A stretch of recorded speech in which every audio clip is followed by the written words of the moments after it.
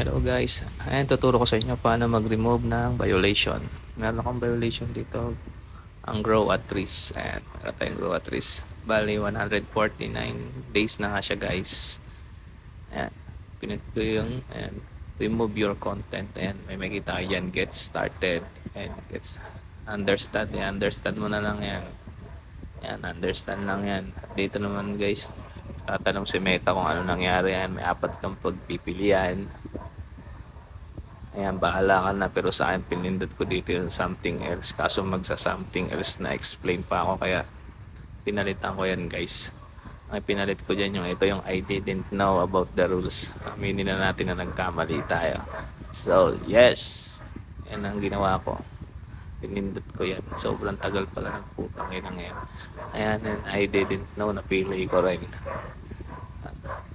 Ayan, ang tagal naman na ito. Tangin, ang hirap mag voice over. Ayan, tas sinabmit ko na yan dyan guys. Ang tagal masubmit. Uy, submit mo na po. Tangin na. O yan, okay na.